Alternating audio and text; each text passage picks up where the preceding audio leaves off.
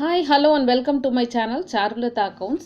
Class 11க்கான காமர்ஸில் Chapter 6 Joint Stock Companyல இந்த வீடியோவில் நம்ம பார்க்க போகிறது Memorandum of Association. It is also known as MOA. Okay. First, Memorandum of Association என்ன அப்படிங்கிறத பார்க்கலாம். Okay. A Memorandum of Association represents the charter of the company. It is a legal document prepared during the formation and registration process of a company to define its relationship with the shareholders, and it specifies the objectives for which the company has been formed. So ஒன்றா பார்க்கலாம்ப்பா. இந்த memorandum of association அப்படிங்கிறது என்னென்னா ஆக்சுவலாக ஒரு legal document. இந்த டாக்குமெண்ட்டை எப்போ prepare பண்ணுவாங்க அப்படின்னா ஒரு கம்பெனியை ஃபார்ம் பண்ணுறதுக்கும் அந்த கம்பெனியை ரெஜிஸ்ட்ரேஷன் பண்ணும்போதும் இந்த மெமரண்டம் ஆஃப் அசோசியேஷனை ப்ரிப்பேர் பண்ணுவாங்க. ஓகே, இப்போது இது legal document prepare during the formation and registration process of the company அப்படின்னாலும் அதில் என்ன இருக்கும் அப்படின்னு பார்த்தீங்கன்னா அந்த டாக்குமெண்ட்டில் it will refine its relationship with the share holders. So கம்பெனிக்கும் அந்த ஷேர் ஹோல்டர்ஸுக்கும் என்ன விதமான ரிலேஷன்ஷிப் இருக்குது அப்படிங்கிறத ஸ்பெசிஃபை பண்ணுவோம். And also it specify the objectives for the which a company has been formed. என்ன பர்பஸுக்காக அந்த கம்பெனியை ஃபார்ம் பண்ணியிருக்காங்கன்ற அந்த பேசிக் அப்ஜெக்டிவ், மெயின் அப்ஜெக்டிவ் அதையும் அந்த மெமரண்டம் ஆஃப் அசோசியேஷனில் ஸ்பெசிஃபை பண்ணியிருப்பாங்க. Okay, the company can undertake only those activities that are mentioned in the memorandum of association. See, for example, ஏதோ ஒரு லிமிட்டெட் கம்பெனி இருக்குதுன்னு வச்சுக்கோங்க. அந்த கம்பெனி இந்த பர்பஸுக்காக தான் நாங்கள் இந்த கம்பெனியை ஆரம்பிக்கிறோம் அப்படின்னு மென்ஷன் பண்ணியிருப்பாங்க. அதை மெமரண்டம் ஆஃப் அசோசியேஷனில் ஸ்பெசிஃபை பண்ணியிருப்பாங்க. ஃபார் எக்ஸாம்பிள் டூர்ஸ் லிமிட்டெட் ஒரு பஸ் இருக்குது. அவங்க ராயல் பஸ் லிமிட்டெட் அப்படின்னு ஒரு டூர்ஸ் லிமிட்டெட் அப்படின்னு ஒரு கம்பெனியை ஆரம்பிக்கிறாங்க. அவங்க என்ன அப்படின்னா அந்த பஸ்ஸை அவங்க ஜென்ரலாக பப்ளிக்கு டூர் பர்பஸுக்காக தான் விட போகிறாங்க அப்படின்னு மென்ஷன் சொல்லியிருந்தாங்கன்னா அதை அந்த மெமரண்டம் ஆஃப் அசோசியேஷனில் ஸ்பெசிஃபை பண்ணியிருப்பாங்க. ஸோ அந்த ஆக்டிவிட்டியை மட்டும்தான் அவங்க அந்த பஸ்ஸை அவங்க யூட்டிலைஸ் பண்ணிக்கணும். They should not do any illegal out of it. Okay, then any act of the company outside the scope outlined in its memorandum is said to be ultra virus and is not binding on it. So இதில் mention பண்ணாத சில விஷயங்கள் tour பர்பஸுக்காக தான் அதை use பண்ண போகிறேன்னு சொல்லிட்டாங்க. அது மெமரண்டம் ஆஃப் அசோசியேஷனில் ஸ்பெசிஃபை பண்ணியாச்சு. பட் அவங்க அந்த பஸ்ஸை வேறு ஏதாவது பர்பஸுக்கு அவங்க யூஸ் பண்ணாங்க அப்படின்னா இட் இஸ் இல்லீகல். அதை வைண்ட் அப் பண்ணுறதுக்கு க்ளோஸ் பண்ணுறதுக்கு கூட அதிகாரம் இருக்குது. ஸோ மெமரண்டம் ஆஃப் அசோசியேஷனுங்கிறது என்னென்னா அது ஒரு டாக்குமெண்ட்டு. அந்த டாக்குமெண்ட்டை எப்படி நீங்கள் கன்சிடர் பண்ணணும் அப்படின்னா ஒரு ரெஜிஸ்ட்ரேஷனுக்காக ஃபார்மேஷன் ஆஃப் த கம்பெனிக்காக உருவாக்கின அந்த டாக்குமெண்ட்டு அதில் என்ன இருக்கோ என்ன பர்பஸுக்காக நீ கம்பெனியை ஆரம்பிச்சியோ அதை மென்ஷன் பண்ணியிருப்பாங்க. அந்த பர்பஸை நோக்கி தான் நீ கம்பெனியை ரன் பண்ணணும். We should not deviate from main objectives. As such, the MOA lays down the boundary beyond which the actions of the company cannot go. So அப்போ என்ன அர்த்தம், அதில் என்ன மென்ஷன் பண்ணியிருக்கோ அதுக்கான அப்ஜெக்டிவ்ஸில் மட்டும்தான் இந்த டூர் பர்பஸுக்காக தான் அந்த பஸ்ஸை அவங்க ரன் பண்ணுறாங்கன்னா அதை மட்டும்தான் போகணும். They should not go beyond that. Okay, next இப்போது இது நான் சொன்னேன் இல்லையா ஒரு வார்த்தை, memorandum of association represents the charter of the company அப்படின்னு சொன்னேன் இல்லையா. அந்த சார்ட்டர்னால் என்ன மீனிங் அப்படின்னு பார்க்கலாம். ஓகே, இதுவும் இந்த சார்ட்டர் அப்படிங்கிறது இது ஒரு document issued by some authority, mainly இந்த கவர்மெண்ட் மூலமாகவோ இல்லை ஏதாவது ஒரு அசோசியேஷன் மூலமாகவோ creating a public or private institution. அதாவது ஒரு கம்பெனியை ஃபார்ம் பண்ணுறதுக்காக ஒரு டாக்குமெண்ட்டு இஷ்யூ பண்ணுறாங்க இல்லையா, அதுதான். And defining it's purposes and privileges. அதுலேயே என்ன பண்ணியிருப்பாங்க, எந்த அப்ஜெக்டிவ்காக அந்த கம்பெனியை ஃபார்ம் பண்ணிருக்காங்க, அதுக்கு என்ன ஸ்பெஷல் ப்ரிவிலேஜஸ் இருக்குது அப்படிங்கிறது எல்லாமே அந்த சார்ட்டரில் இருக்கும். சார்ட்டர் அப்படிங்கிறதும் ஒரு டாக்குமெண்ட் தான். It is issued by some higher authority. Okay, and another meaning பார்த்தீங்கன்னா a similar document conferring rights and privileges on a person, corporation, etc. So இது வந்து ஒரு சார்ட்டர் அப்படிங்கிறது ஒரு டாக்குமெண்ட். இது யாருக்கெல்லாம் எப்பெல்லாம் இஷ்யூ பண்ணுவாங்க அப்படின்னா, ஒரு கம்பெனி ஸ்டார்ட் பண்ணுறதுக்கு, இல்லை வேறு ஏதாவது ஒரு சிமிலர் டாக்குமெண்ட் ஃபார் ஏதாவது ஒரு பர்சனுக்கு அவங்களுக்கு தனியாக என்ன ரைட்ஸ் இருக்குது, என்னென்ன ப்ரிவிலேஜஸ் இருக்குதுன்னு மென்ஷன் பண்ணி கொடுக்குற ஒரு லீகல் டாக்குமெண்ட்டு தான் இந்த சார்ட்டர். ஓகே, நெக்ஸ்ட்டு இப்போது அடுத்தது என்ன பார்க்க போகிறோம் அப்படின்னா, contents of the memorandum of association. So இந்த மெமரண்டம் ஆஃப் அசோசியேஷனில் வேறு என்னெல்லாம் இருக்கும் நான் ஏற்கனவே சொல்லியிருக்கேன். அது வந்து it defines relationship between the company and the share holders. அப்புறம் என்ன ஆக்டிவிட்டீஸ் அந்த கம்பெனி கேரி ஓவர் பண்ணுறது, அதுக்கான பெர்மிஷனை கொடுக்கறது தான் இந்த மெமரண்டம் ஆஃப் அசோசியேஷன். அதை தவிர்த்து சில கண்டென்ட்ஸ் இருக்குது. அதில் என்னென்ன கண்டென்ட்ஸ் அப்படின்னு பார்த்தீங்கன்னா, name clause, register office clause, object clause, liability clause, capital clause. ஆக்சுவலாக இது கூட இன்னொன்று அசோசியேஷன் கிளாஸ்ன்னு ஒன்று இருக்குது நமக்கு. ஓகே, இப்போது இந்த ரெஜிஸ்டர்ட் ஆஃபீஸ் கிளாஸுங்கிறதும் சிச்சுவேஷன் கிளாஸ் அப்படிங்கிறதும் ரெண்டும் ஒன்று தான். ஓகே, ஸோ இப்போது அதுக்கு முன்னாடி இந்த கிளாஸ் அப்படிங்கிறதுக்கு மீனிங் என்னன்னு பார்ப்போம். ஓகே, இது வந்து ஒரு separate section of a legal document as a statute or contract or bill. இப்போது கன்சூமர் ப்ரொடெக்ஷன் ஆக்ட் இருக்குது அப்படின்னு வச்சுக்கோங்க. அந்த கன்சூமர் ப்ரொடெக்ஷன் ஆக்டில் பர்டிகுலராக அது வந்து கன்சூமர் ப்ரொடெக்ட் பண்ணுறதுக்காக ஏற்பட்டப்பட்டு தான் இந்த கன்சூமர் ப்ரொடெக்ஷன் ஆக்ட். அதில் பர்டிகுலராக அடல்ட்ரேஷன்லேருந்து ப்ரொடெக்ட் பண்ணுறதுக்கு, அன்ஃபேர் ட்ரேட் ப்ராக்டிசஸ்லேருந்து ப்ரொடெக்ட் பண்ணுறதுக்கு அப்படின்னு தனித்தனியாக இருக்குல்ல. அதே மாதிரி தான் இந்த கிளாஸ் அப்படிங்கிறது என்னென்னா, இதுவும் ஒரு டாக்குமெண்ட்டு தான், லீகல் டாக்குமெண்ட்டு தான். இது வந்து it will be broken into several number of components. அதில் வந்து ஒரு ஸ்பெசிஃபிக் செக்ஷனை ஈஸியாக லொக்கேட் பண்ணுறதுக்காக ஏற்படுத்தப்பட்டது தான் இந்த கிளாஸ் அப்படிங்கிறது. ஸோ இது வந்து ஆர்டிக்கல் 4 ஆஃப் செக்ஷன் சி அப்படிங்கிற மாதிரி பர்டிகுலராக ஒரு பர்டிகுலர் செக்ஷனை, ஒரு டாக்குமெண்ட்டை செவரல் நம்பர்டு காம்பனன்ட்ஸாக ப்ரோக் பண்ணி ஒரு ஸ்பெசிஃபிக் செக்ஷனை மென்ஷன் பண்ணுறது தான் இந்த கிளாஸ் அப்படிங்கிறது.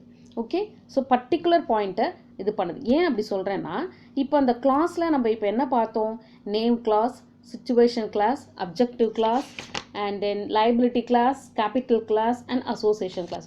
So அந்த memorandum of associationல define பண்ணுறக்க அந்த விஷயம், அந்த content என்னன்னா தனித்தனியாக கொடுத்துருக்காங்க. அந்த கம்பெனியோட நேமுக்கு தனியாக ஒன்று, சிச்சுவேஷனுக்கு தனியாக, அதுக்கு தனித்தனியாக கொடுத்துருக்கறதால அதை கிளாஸ் அப்படின்னு நம்ம சொல்கிறோம். ஓகே, ஸோ இப்போ ஃபஸ்ட்டு பார்த்தீங்கன்னா name class. This class specifies the name of the company. So இது பேரே சொல்லுது. இதில் என்ன மென்ஷன் பண்ணியிருப்பாங்கன்னா, கம்பெனிக்குன்னு ஒரு நேமை நாம் தேர்ந்தெடுத்துக்கிட்டு அதை எடுத்துகிட்டு போய் அந்த ரெஜிஸ்டர் ஆஃபீஸில் நம்ம சொல்லணும். ஓகே, அதுக்கப்புறமா அந்த கம்பெனியோட பேரை அதில் மெமரண்டம் ஆஃப் அசோசியேஷனில் ரெஜிஸ்டர் பண்ணுவாங்க. அதே சமயம் the name of the company should not be identical to any existing company. ஏற்கனவே வந்து ஒரு கம்பெனி மிஸ்டர் சரவணன்ற பேரில் இருக்குன்னு வச்சுக்கோங்க, சரவணன் அண்ட் கோ அப்படின்னு இருக்குன்னு வச்சுக்கோங்க. அதே சரவணன் அண்ட் கோ அப்படிங்கிற பேரில் நீ இன்னொரு கம்பெனியை ஆரம்பிக்கக்கூடாது, அந்த நேம் வந்து ஐடென்டிக்கலாக இருக்கக்கூடாது அப்படின்னு சொல்கிறாங்க. Also if it is a private company then it should have the word private limited at the end. So நீ வந்து ப்ரைவேட் கம்பெனி ஆரம்பிக்கிற அப்படின்னு சொன்னால் நீ வந்து அந்த கம்பெனிக்கு பின்னாடி சரவணன் ப்ரைவேட் லிமிடெட் அப்படிங்கிற வார்த்தை அதில் மென்ஷன் பண்ணி இருக்கணும் அட் த எண்ட். அப்புறம் and in the case of public company அப்படின்னா then it should add the word limited at the end of its name. So இப்போ சரவணன்ற ஒரு பப்ளிக் கம்பெனி ஆரம்பிக்கிறேன்னா சரவணன் லிமிடெட் கம்பெனி அப்படின்னு அந்த லிமிடெட் அப்படிங்கிற வேர்டு அந்த கம்பெனியோட நேமுக்கு எண்டில் கடைசியில் அது சேர்த்து ஆகணும். So for example ABC private limited in case of private company and ABC limited for a public company. So அந்த எண்டில் அது ப்ரைவேட் லிமிட்டடாக இருந்ததுன்னா, ப்ரைவேட் கம்பெனியாக இருந்தால் ப்ரைவேட் லிமிட்டடுங்கிற வார்த்தை இருக்கணும், பப்ளிக் கம்பெனியாக இருந்தால் லிமிட்டெட் அப்படிங்கிற வார்த்தை அதோட அட்டாச் ஆகிருக்கணும். ஸோ இதுதான் நேம் கிளாஸ். இந்த நேம் கிளாஸுங்கிறது வந்து என்னென்னா, கம்பெனியோட பேரை லீகலாக ரெகக்னைஸ் பண்ணி அதில் ரெஜிஸ்டர் பண்ணி இருக்கணும். ஓகே, அந்த அந்த ஃபார்மேட்டில் மெமரண்டம் ஆஃப் அசோசியேஷனோட ஃபார்மேட்டை நான் உங்களுக்கு காமிக்கிறேன் கடைசியில். அதில் நேம், அப்போது கம்பெனியோட பேர். அது வந்து இன்னும் சொல்ல போனால் இந்த மெமரண்டம் ஆஃப் அசோசியேஷன் எப்படின்னா நிறைய இருக்குது, டேபிள் A B C அப்படிங்கிற மாதிரி. ஒவ்வொரு விதமான கம்பெனிக்கு ஒவ்வொரு விதமான டேபிள். அதாவது நம்ம ஏற்கனவே டைப்ஸ் ஆஃப் கம்பெனிஸ் பார்த்துருக்கோம் இல்லையா? Companies limited by shares, companies limited by guarantee, limited liability company அப்படிலாம் நம்ம பார்த்துருக்கோம் இல்லையா? ஸோ அந்த மாதிரி ஒவ்வொரு கம்பெனிக்கு ஒவ்வொரு விதமான subsections, table A B C அப்படின்ற மாதிரி இருக்குது. ஸோ அதுக்கேற்ற மாதிரி அந்த ஃபார்மை நம்ம மெமரண்டம் ஆஃப் அசோசியேஷனோட ஃபார்மை நம்ம ஃபில் பண்ணி ஆகணும். அடுத்தது பார்த்திங்கன்னா சிச்சுவேஷன்னா பிளேஸ், அந்த principal place of the business, அதுதான் நம்ம சிச்சுவேஷன் கிளாஸ் அப்படின்னு சொல்கிறோம். This clause specifies the name of the state in which register office of the company is situated. So நீ வந்து ஒரு கம்பெனி ஆரம்பிச்சிருக்க, அந்த எந்த ஸ்டேட்டில் எந்த இடத்துல அந்த ஆஃபீஸ் நீ கம்பெனி ஆரம்பிச்சிருக்கியோ அந்த இடத்த அதை ரெஜிஸ்ட்ரேஷனில் இதில் நம்ம மென்ஷன் பண்ணி ஆகணும். This helps to determine the jurisdiction of the register of the company. So எந்த ஜூடிகேஷனில் அந்த கம்பெனி வருது அப்படிங்கிறத தெரிஞ்சுக்கிறதுக்காக அந்த கம்பெனி எந்த இடத்துல இருக்கோ அந்த exact place, the registered office class requires to show physical location of the registered office of the company. Okay, next, the company is required to inform the location of to the register office to the register of the companies within 13 days from the date of the incorporation. So company incorporate பண்ணி 30 daysக்குள்ள அந்த exact location of the register office என்ன பண்ணணும், register of கம்பெனிஸ்க்கு ROCக்கு inform பண்ணி ஆகணும். Okay, or the commencement of the company, அதாவது company ஆரம்பிக்கிறதுக்கு முன்னாடி இல்லை இன்கார்பரேட் பண்ணதுக்கப்புறம் ஒரு 30 டேஸுக்குள்ளார இந்த வந்து எக்ஸாக்ட் லொக்கேஷனை என்ன பண்ணணும், இன்ஃபார்ம் பண்ணி ஆகணும். Okay, next object class, objective கிளாஸ்னு சொல்லலாம். இது என்ன, இதில் என்ன மென்ஷன் பண்ணியிருப்பாங்கன்னா மெயின் அப்ஜெக்டிவ் ஆஃப் த என்ன பர்பஸுக்காக இந்த கம்பெனியை நீ எஸ்டாப்ளிஷ் பண்ண அப்படிங்கிறத இதில் மென்ஷன் பண்ணியிருப்பாங்க. This clause states the objective with which the company is formed. The objectives can be further divided into the following 3 sub categories. So இந்த மெயின் பர்பஸ், என்ன பர்பஸுக்காக நீ வந்து இந்த கம்பெனி ஆரம்பித்த அப்படின்னு சொல்கிறது தான் இந்த அப்ஜெக்டிவ் கிளாஸ். ஓகே, அதை தவிர்த்து அதோட ஆன்சிலரி அப்ஜெக்டிவ்ஸும் மென்ஷன் பண்ணி, ஆன்சிலரினா அதுக்கு அடுத்து என்ன சப் டிவைடட் ஆக்டிவிட்டீஸும் என்னென்ன அப்ஜெக்டிவ்ஸ் அப்படிங்கிறதையும் அதில் மென்ஷன் பண்ணி ஆகணும். மெயின் அப்ஜெக்டிவ் இல்லாமல் அதுக்கு அடுத்து அதர் அப்ஜெக்டிவ்ஸும் சொல்லணும். மெயின் அப்ஜெக்டிவில் it states a main business of the company. மெயினாக எதுக்கு, டூர்ஸ் லிமிடெட் அப்படின்னு சொன்னால் அந்த பஸ்ஸுக்கு டூர் பர்பஸுக்காக கம்பெனியை ஸ்டார்ட் பண்ணியிருக்கோம் அப்படின்றது மெயின். இன்சிடென்டல் அப்ஜெக்டிவ் அப்படின்னா இது வந்து நெக்ஸ்ட் அதர் அலைடு அப்ஜெக்டிவ் இது. These are the objects ancillary to the attainment of the main objects of the company. So இது மெயின் அப்ஜெக்டை அட்டைன் பண்ணுறதுக்காக நீ வேறு என்ன பண்ணுற அதுக்கு அடுத்தது அதர் அப்ஜெக்டிவ்ஸ்னால் இதை தவிர்த்து வேறு ஏதாவது அப்ஜெக்டிவ்ஸ் இருக்குது அப்படின்னா with the company may pursue and are not covered in A and B. So மெயின்லேயோ இன்சிடென்ட்லேயோ இல்லாத விஷயங்களை தவிர்த்து மீதி ஏதாவது நீ பண்ண போகிற, அதுதான் உன்னோட அப்ஜெக்டிவ் ஆஃப் த கம்பெனி அப்படின்னா அதை இதில் மென்ஷன் பண்ணி ஆகணும். So it should be free of any provisions or declarations that contravene the laws or public good. So அந்த அப்ஜெக்டிவ் ஆஃப் த பிஸ்னஸ் எப்படி இருக்கணும் அப்படின்னா it should not be illegal, அதே சமயம் பப்ளிக்கு எந்த விதமான பாதிப்பும் ஏற்படக்கூடாது. It is meant to do good for the society. Okay, இதுதான் அப்ஜெக்டிவ் ஆஃப் த கம்பெனியாக இருக்கணும். அண்ட் த நெக்ஸ்ட் வந்து லைபிலிட்டி கிளாஸ். இது என்ன ஸ்டேட் பண்ணும் அப்படின்னா liability of the members of the company. ஏற்கனவே நம்ம இதை படிச்சிருக்கோம். நம்ம லைபிலிட்டி, லிமிட்டட் லைபிலிட்டினா என்ன, லைபிலிட்டினா என்ன அப்படிங்கிறதுலாம் நமக்கு தெரியும். ஸோ மெம்பர்ஷிப்போட லைபிலிட்டி எப்படிப்பட்டது, லிமிட்டடா அன்லிமிட்டடா அப்படிங்கிறத இதில் கம்பெனி ஃபார்மில் மெமரண்டம் ஆஃப் அசோசியேஷனில் அந்த ஃபார்மில் கண்டிப்பாக ஃபில் பண்ணி தான் ஆகணும். In case of an unlimited கம்பெனினா the liability of the members is unlimited, whereas in case of company limited by shares the liability of the members is restricted by the amount unpaid of their share. இது நம்ம ஏற்கனவே படிச்சிருக்கோம் இல்லையா, unlimited கம்பெனினா என்ன அப்படின்றது. So இப்போது limited by shares அப்படின்னு சொன்னால் அந்த மெம்பர்ஸ், அந்த ஷேர் ஹோல்டர்ஸ் வந்து எவ்வளோ நம்பர் ஆஃப் ஷேர்ஸ் வச்சுருக்காங்களோ அதில் எவ்வளோ அன்பெய்டோ அந்த அன்பெய்டு அமௌண்ட்டு மட்டும் அவங்க வைண்டிங் ஆஃப் த கம்பெனி அப்போ கொடுத்தா போகிறோம், இல்லை கால் பண்ணால் கொடுத்தா போருமானது. மீதி அவங்களுடைய பர்சனல் ப்ராப்பர்ட்டி அவங்க கொடுக்க வேண்டிய அவசியம் கிடையாது. Okay, so for a company limited by the guarantee அப்படின்னா the liability of the members is restricted by the amount each member has agree to contribute.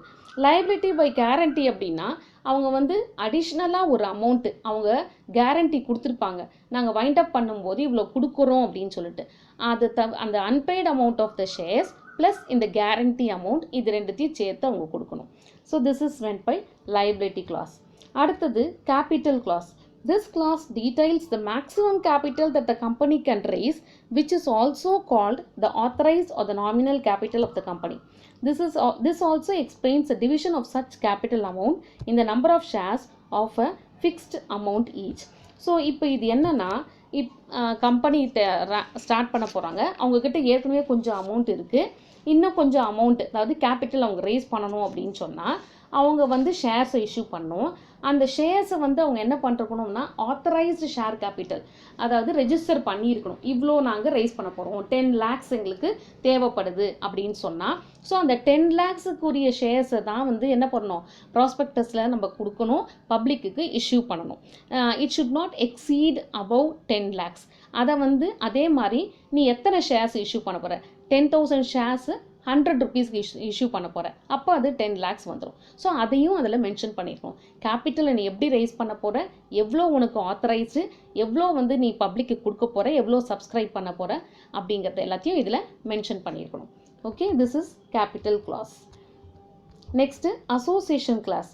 The association clause provides confirmation that all individuals that have signed at the bottom of the memorandum of association intend to be the part of the company. இது என்ன அப்படின்னா, share holders எல்லாம் இருக்காங்கல்ல, அவங்க தான் இண்டிவிஜுவல்ஸ்னு சொல்கிறாங்க. அவங்க எல்லாரும் அந்த மெமரண்டம் ஆஃப் அசோசியேஷனில் கீழே சைன் போட்டிருப்பாங்க. அது என்ன அர்த்தம் அப்படின்னா, எல்லாருமே we are all the part of the company அப்படிங்கிறத அக்ரி பண்ணிக்கிட்டு சைன் போடுறாங்க. The MOA needs to have at least 7 signatories. For a private company, the minimum number of signatories is 2. The signatories have to be witnessed by a public notary as well.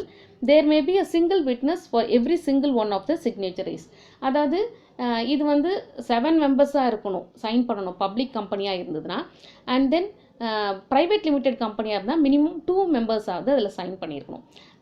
இது எல்லாமே sign பண்ணுறது எல்லாமே ஒரு விட்னஸோட, presence of விட்னஸோட தான் அதை sign பண்ணியிருக்கணும். அதுக்கு தான் இந்த பப்ளிக் நோட்ரி ஆஸ் வெல் அப்படின்றது என்னென்னா விட்னஸ், அவங்களாம் வந்து ஒரு witness. So this is about the memorandum of association.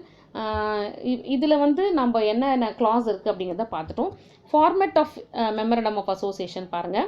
இந்த format of MOA is specified in table A to table E depending upon the type of company. நான் ஏற்கனவே சொன்னேன் இல்லையா, ஒவ்வொரு இதுக்கும் ஒவ்வொரு விதமான டேபிள் இருக்கும்.